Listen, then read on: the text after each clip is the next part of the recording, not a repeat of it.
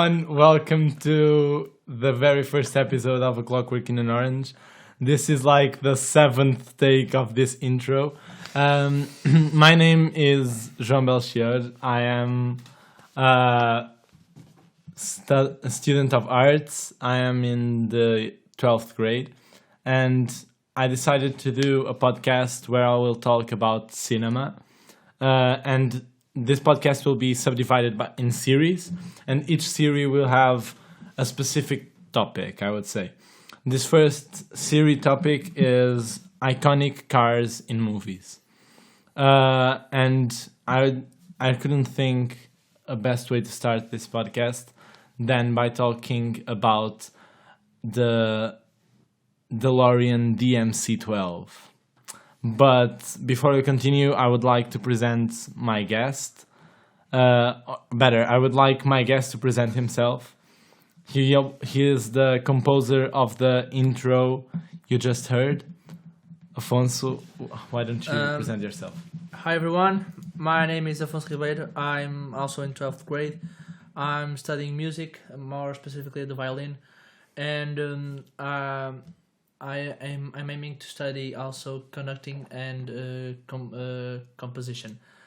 When João approached me with the proposal to make the intro for the podcast, he specifically told me that I needed to use some themes known by everyone due to the movies, like Forrest Gump is the first one you hear when it's played on piano, but you have also Star Wars, Jaws, Star Trek, Back to the Future, Indiana Jones, the theme of A Clockwork Orange. A Clockwork in an Orange. Orange. In Orange. A Clockwork in an Orange is a pun with the name of the movie. And also the end of the 20th Century Fox theme, but some themes are hidden in the intro. So that was my aim to do this, and I was thinking like, what if I just insert some themes that are not really exposed, and the listeners can like found the themes if they look really closely, they can hear it. So in the next podcast or in this one, if you go back, if you rewind it, you will find that some themes are like really hidden, and I think that's the good part of the theme. Yeah. I have, first of all, I have to thank you. I think you've done an amazing job, and I think it's really cool. And today we are talking about the DeLorean. Mm-hmm. Probably one of the most iconic cars, if not the most. Yeah, in movies. Yes. I mean, I think it's the most iconic. Because I can think of another car. I mean, at least that so many generations remember, right? Yes. You have some other iconic cars, but they are not so famous because this car has almost made as many cameos in movies and series than almost more than Stan Lee, I would say that. Yes, probably.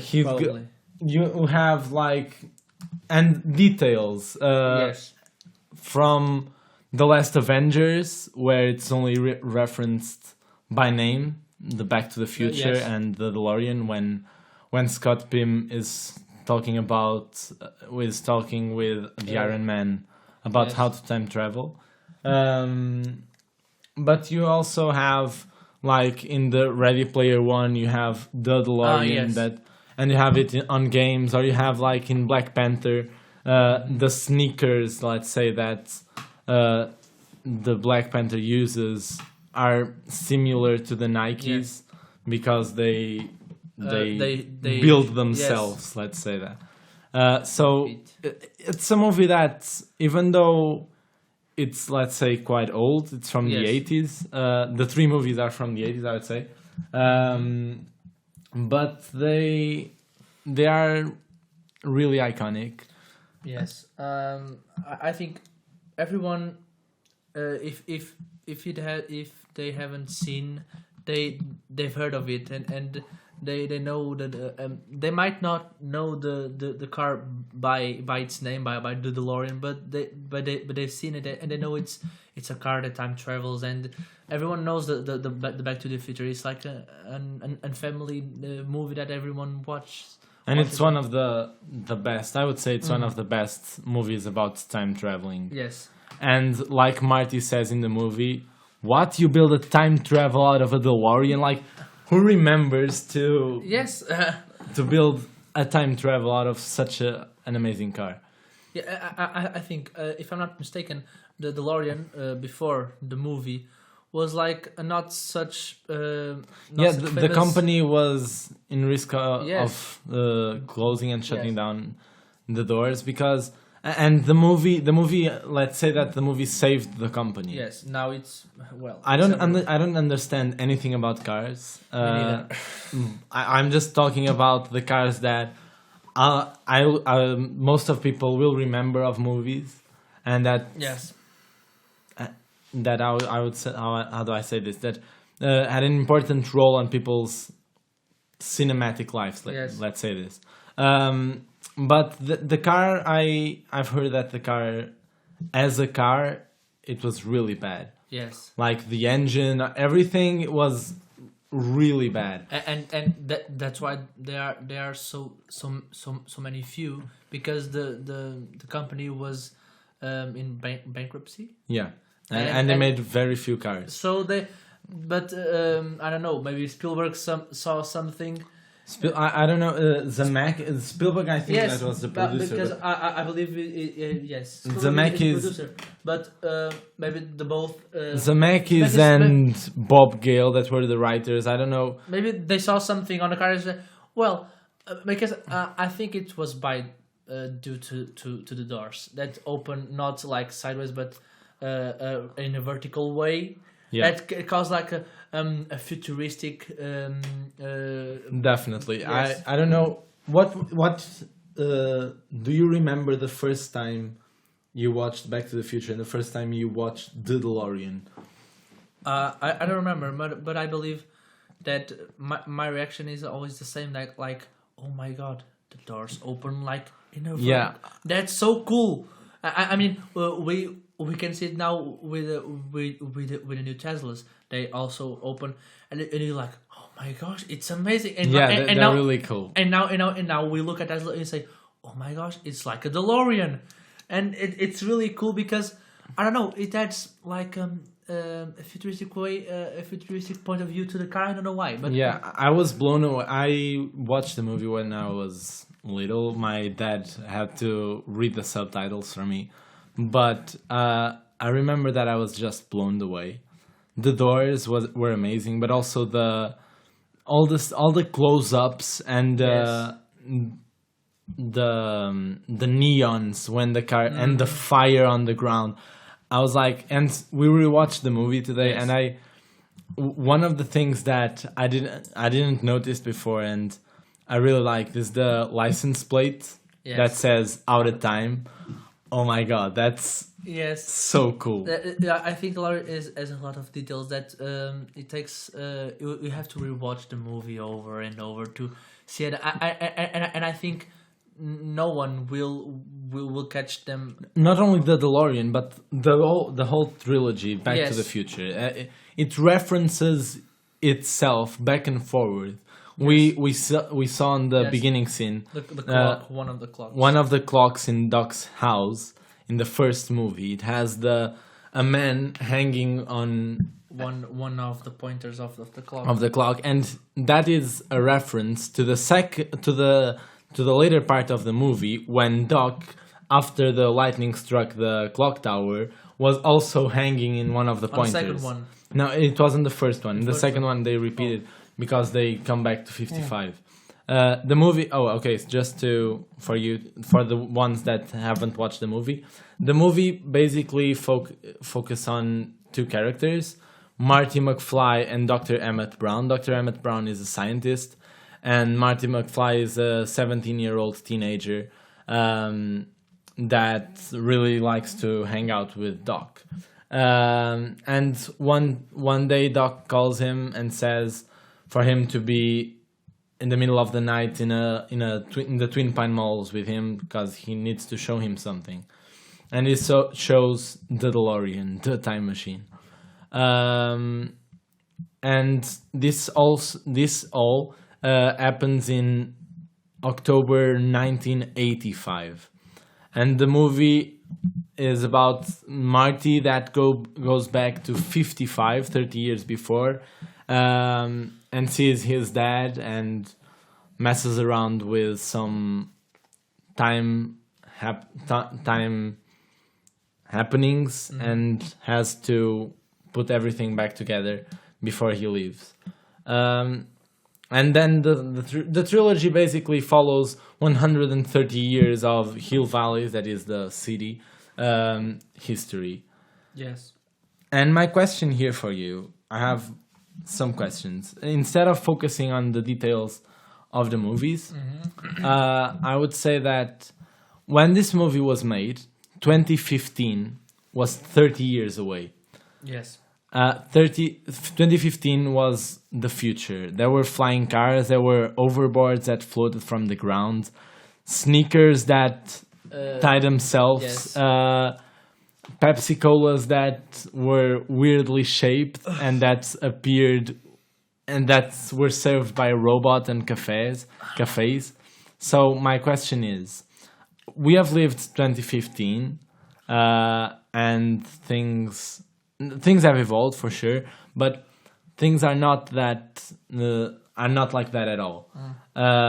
I think the closest is the robots living among people. Yeah, that with Sophie we have Sophie, the citizen, is a robot that has the citizenship. So it's kind of the one of the greatest. And also I saw futuristic event. Yes, I saw like a few months ago that I think it was Nike. Nike made sneakers. Made some sneakers and they shrank or like the movie. Yes, like the movie. I think that I saw that and I saw the Pepsi because both companies, to celebrate the 30 years of the movie, they released the products.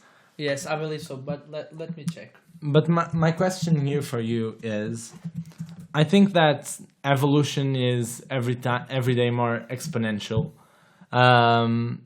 What do you expect to see in 30 years from now? Future, yeah.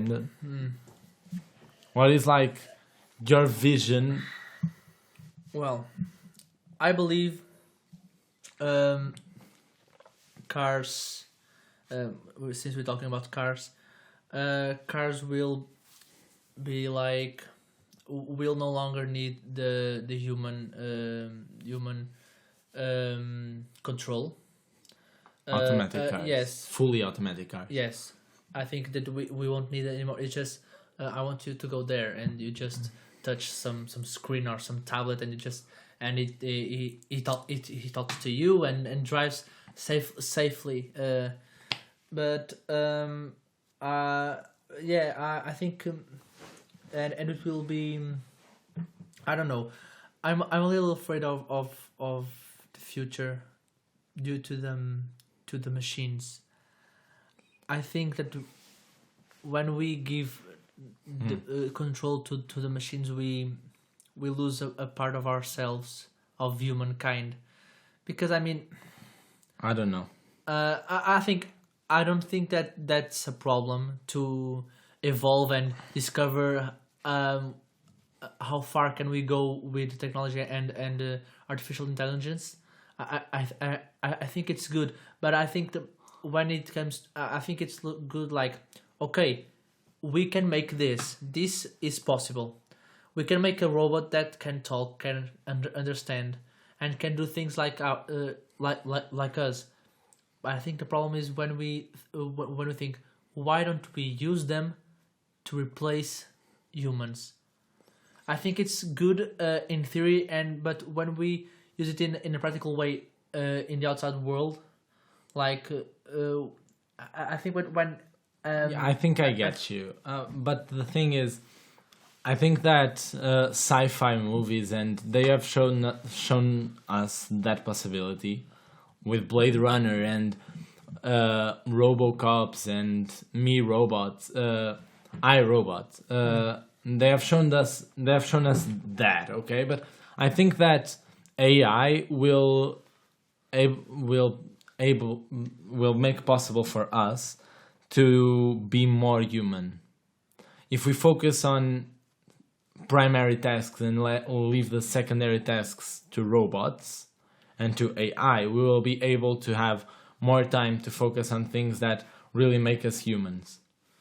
Yes, but because I think that yes. AI can't replace everything. For example, art, and there is a lot of things that AI can't do. Yes, I see your point. But the problem is, people, robots can replace some secondary jobs, secondary tasks that we don't need to do, and it's kind of boring, like sitting on a desk and doing that office work. But I mean, there are people that can only do that, and I think those people, where do they go?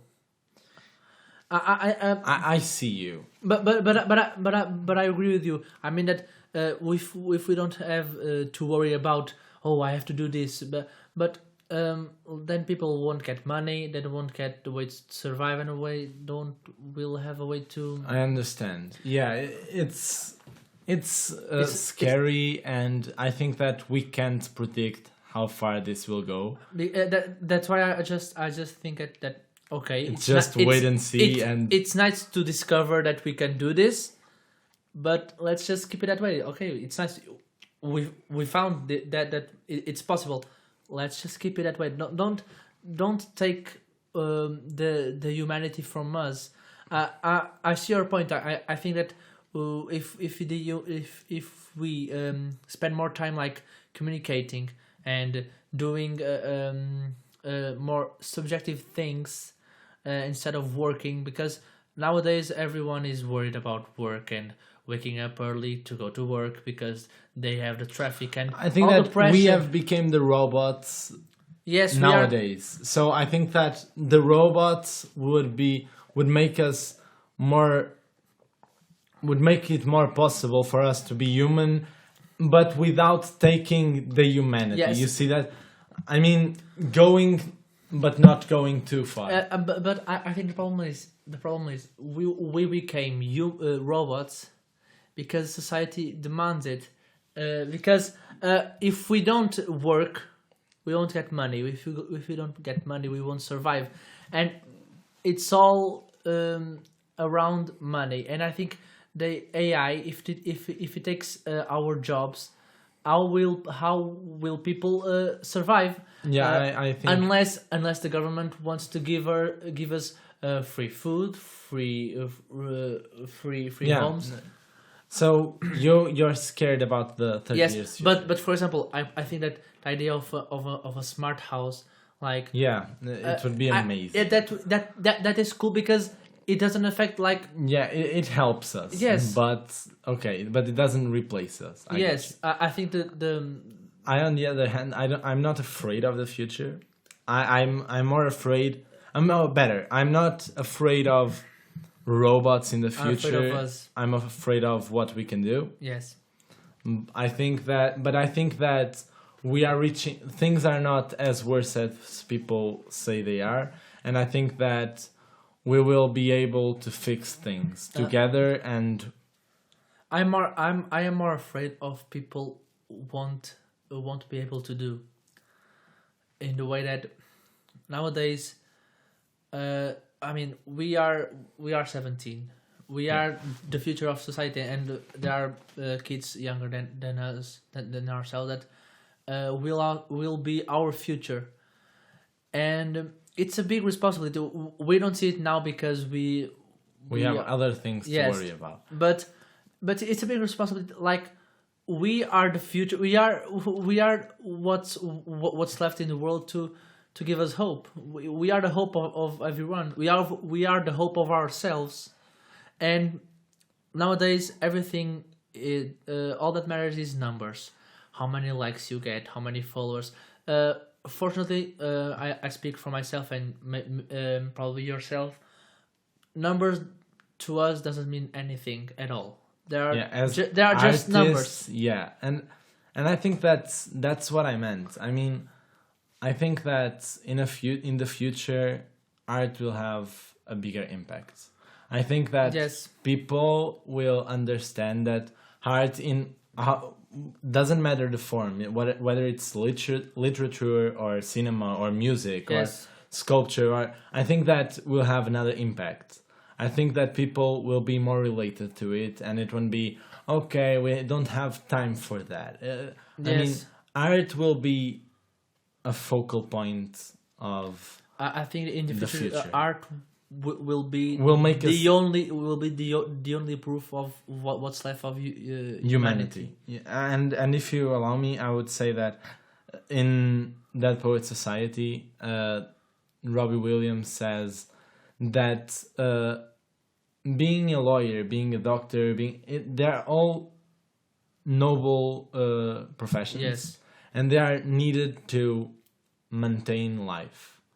But that is, art is what keeps us I wouldn't alive. say art. It says poetry and love and passion. It's what keeps us It's alive. what's worth living for.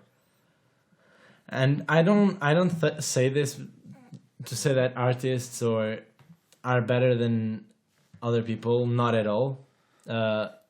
Different careers, different things. Believe that I only say this because I believe that in the future art will have a bigger impact. That's all. I agree with you, but the problem is now people are so focused. I don't know if you know, but I don't know what's like in English, like OMS, World Organization of Health. Yes. I believe it's like, let me check. But Uh, the Worldwide Organization of Health, I think it's like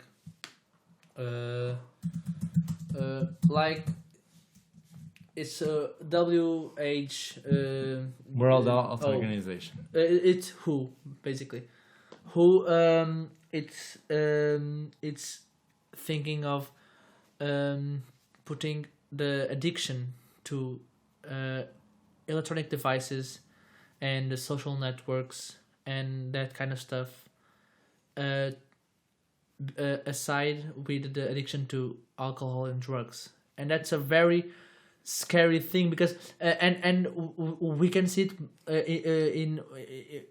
we can see it now. I mean, we only see like young teenagers like only caring about the numbers and just oh, I need internet, I need followers, I need likes, when actually that doesn't change a thing. Agree. I have a friend that it's younger than me, and she only cares about the TikTok. It's a social network, and I need internet. I need to speak with my friends. Yeah. They're not really friends. And I said that numbers, that likes, and that followers will not help you to have a future. So stop worrying about that. It's just numbers. That it doesn't change one thing. And I'm really afraid that people will only care about the numbers because whether we like it or not, we are numbers. I think that if we took the DeLorean right now, if we made a trip to 30 years into the future, we would see people that are addicted to technology. Yes, But I would say also that, and this is my vision of the thing, that we can change whatever the future beholds for us. Nothing that we see that will be our future is true unless we made it true. So it's in our hands to make the future of 30 years from now a better one than the one we imagine now. I think that we should see the future, our future, as a utopia that we will try to achieve. I think when people talk about utopia and utopic scenarios, utopic means that it's not possible to achieve. It's like a perfect scenario. But I think, why can't it be achieved? No, the thing is that utopia is achievable, but when we achieve it, we don't realize it's there. But people talk about utopia an unachievable thing. Yeah, I know. And I think, why can't we approach the perfection of society? Why is, I mean, I get it. People have different ways to think, but that I mean, people talk about it like, oh, it can happen. We can't have a non-corrupt government. Why? But the thing is, I don't know if you know, but in the medieval ages, the concept of utopia generally, because utopia is a very personal concept, was what is called the land of plenty. That is basically the world we live today. A World Health Organization, money, where the poor people are very few. The very poor people in the world are very few comparing to those 500 years ago. And I think that we have achieved that utopia, and for us to evolve, we have to plan and to imagine a bigger utopia than the world today, and that is the future that we will see in 30 years, 40, 50, 100, and if humanity is still here 200, 300 years. It's the succession of achievable utopias that when we achieve them, we don't realize that. Yes. And of course that a utopia can also be a dystopia very well. The world of plenty today is full of people that are addiction to cell phones, addiction to drugs, but I think that a utopia has to have a dystopia as well, and the future and what the future behold us will have good points and bad points, and we can't focus only on one or only on another. Yes, I think it's like yin and yang. Yeah, that's it. I always say there is good because no, there is bad because there is good, and we only give a meaning to the good because there's something to that's the bad things that make us give a meaning to the good things. And we can say, oh, there are people addicted, or there's world hunger, and a lot of that. But then I think the human is programmed to think on the bad side always, because if I tell you 9 good things you've done on a work, but I tell you one bad thing, you'll tell, oh yeah, some things were fine, but that thing is like, well, 9 out of 10 things I said were good, but that one bad thing, it will stay on your mind like for a week. Yeah, I understand you, but I think that we have gone very philosophical. Yes. So far, we will return to the movies now. Yes. And to. I mean, this has been very interesting, but the movie, yes. Being you aspiring compositor, mm-hmm. What do you think about the soundtrack of Back to the Future? I mean, Silvestri made an amazing job, like he always does. Yeah. I agree. He can make a lot of the ability to create themes and melodies that are catchy. I think of an example like the Avengers theme that also Alan Silvestri's. It's like when we hear that melody, pam pam pam, pam, you only think about the Avengers and they're fighting, and I think the same happens with the melody of Back to the Future. Dun, dun, dun, dun, dun, and you, sorry, and you think right away of DeLorean and going like really fast, and then it disappears. 88 miles per hour. And it's I think the ability to you just listen and the amazing thing is like you don't have to hear all the melody. You just hear like the first three notes. Dun dun dun. You don't think, oh no, it's DeLorean. Back to the future. Yes, and it's Alan amazing. Silvestri has an amazing ability of making his works iconic. Yes, you recognize the songs he makes. Yes. You don't need to know that is a Silvestri, but you know where it came from. You know, if you hear the Forrest Gump suit, you know it's Forrest Gump. If you hear an Avengers song, you know it's Avengers. It's ability to create universes. Yes, you can think of the music without thinking of the movie, and it's amazing. I can start talking like some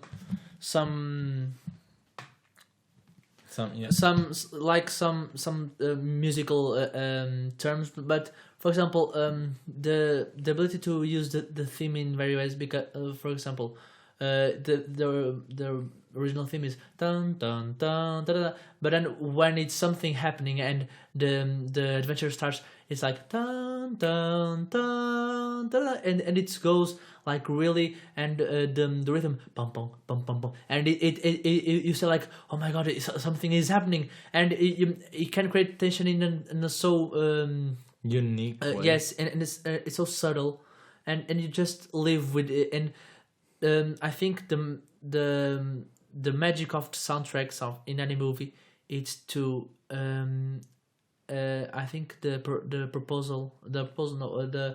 achievement of soundtrack is like to know to miss it and not notice it. If you notice the soundtracks, or you're looking for it, or something, it's like the edits. I think that I've heard some talks about editing. If you notice that the editing is there, that the cuts are there, things are not good. On the other hand, if you miss them, that's good because you're involved with the narrative. I study music and a lot of and very many times. Many times, my conductor says your part has to be missed, not noticed, and he makes it like you don't notice the soundtrack. You hear it, but you don't feel its presence. And but then if you take the movie away, if you isolate the songs, they are because memorable. you have some scenes in the movie that are without music, and you say, oh, that's so silent. Okay, and it's kind of weird, but and it's amazing the way he produces the sound and uses the instruments to create a lot of atmospheres and colors in the movie. I have like two things before we finish this. Mm-hmm. The first one is, if you have to choose one Alan Silvestri soundtrack, what would it be? Okay, that's tough. That's a tough one, because I mean all of his work, all his work is memorable. I mean I can show you we are seeing a list of. Yes, he made Lilo and Stitch. I mean, and Stuart Little, and he made a lot of. He made Mission Impossible. I mean, yes, all famous movies. But can you choose one? I think that probably would be Back to the Future. I think. I can't agree. I mean, Forrest Gump, yes. I mean... Forrest Gump is amazing. It has an amazing soundtrack that mixes pop songs from the time the movie is happening. But it also has the scoring of Alan Silvestri that is amazing. But I would say that Castaway, I don't know if you have ever watched it. I don't think so. That is a movie also with Tom Hanks that he's stuck in an island. And the movie, all the movies without music, but then the ending credits have one of the most fabulous soundtracks I remember. I think it's back to. I mean, I thought of the Avengers because the way he creates, he takes a theme. I noticed that mostly on the Endgame one, because there sometimes the theme is just is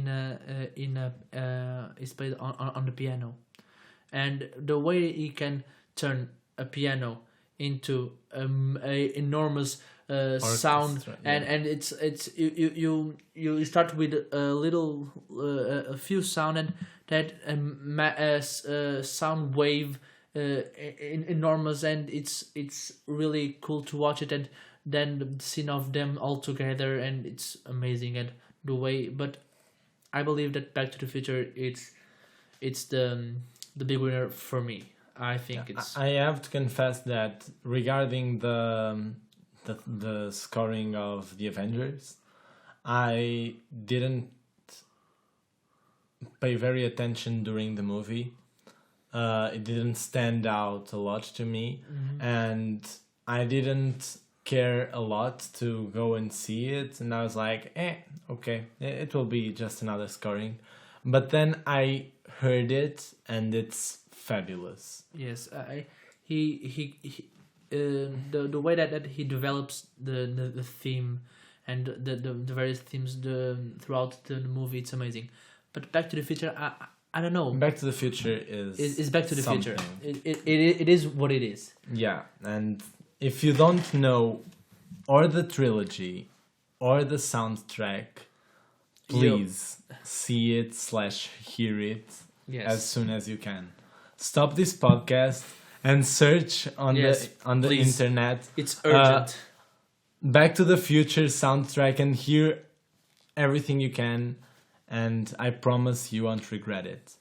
Yes, it's really good. Another thing that just popped out when we were seeing the list of Alan Silvestri work is that he has made not the only Hannah Montana, the movie. He has worked in this movie. I mean, I didn't even know that this movie has soundtrack. Yeah, and I don't know. I mean, we can be judging because it's an Hannah Montana movie, but it can also be very good. I liked Hannah Montana. Yeah, when I was a kid, I liked Hannah Montana too. That would be the title of the podcast. When I was a kid, I liked Hannah Montana. Yeah, I think that we found the title for it. No. It's a cool movie, but I didn't even think it isn't a movie in the level of Alan Silvestri. I mean, we don't know. Maybe maybe it is. We have the pretext to watch Hannah Montana again. Because I mean, we have like Mission Impossible, Back to the Future, Predator 2, The Abyss. I mean, we have Forrest Gump, and then Hannah Montana, and Avengers, and then Hannah Montana, and I'm like, okay, that's news to me. But if he made it, I can. We'll have to rewatch the movie. Okay, I think it's. We have a pretext to watch it now. It's really important. Yeah, and then just to close this podcast, I will do something every 2 weeks because this podcast will be released every 2 weeks, and we will do the movie of the week, even though it isn't 1 week, it's still, but the movie that our listeners, in your opinion, should see. Besides the one we have talked about today. And yeah, we haven't talked a lot about the Back to the Future in itself, but I think that we haven't done it because we would have to spoil it. Yes. In somehow, and it would definitely ruin the trilogy. Yes. It wouldn't ruin, because you can do anything and it will be a masterpiece. Yeah. Whatever you do, but we didn't want to spoil you something so great. Yes, that's the point of departure, the movie, and then Yeah, we talk about it and the concept of. and we have gone somewhat philosophical, just a little bit. Yeah, off the topic. But I think that was a very interesting talk. Yes. But I would like you to say to me what you think. Are you on Instagram, or you can comment and rate on the platform you're hearing. Yes. But so to finish, movie of the week of the 2 weeks, I say. Yes. People should watch it. And why? In my opinion. Yeah. Oh, okay. I will recommend one of the few movies that I cried, and it was on cinema. It's not about time traveling and cars, but it has a meaning because it tells a story that it really happened. The movie is Saving Mr. Banks. It's from Disney, and it's I haven't watched it yet. it's really, it tells how the movie Mary Poppins was made. Because it goes and tells the story of the creator of the story. It tells her story of her childhood, and it's an incredible movie, and I liked it a lot, and I think I think for starters it's a good movie, and it has Tom Hanks doing like Walt Disney. I think that is already worth. Tom Hanks, I would. And Emma Thompson. I mean, I like Emma Thompson. She's amazing. But if you keep on listening to the very episode of this podcast, I will probably reference Tom Hanks sometimes, and Tom Hanks movies. I really like him. If he's there, it's good, okay? Yeah, and I'm very excited for the new movie he's in. I don't know if you've seen the trailer. I don't know the name right now, but it's also a real story. I don't know. He's making a movie that is... Sorry for it. A Beautiful Day in the Neighborhood.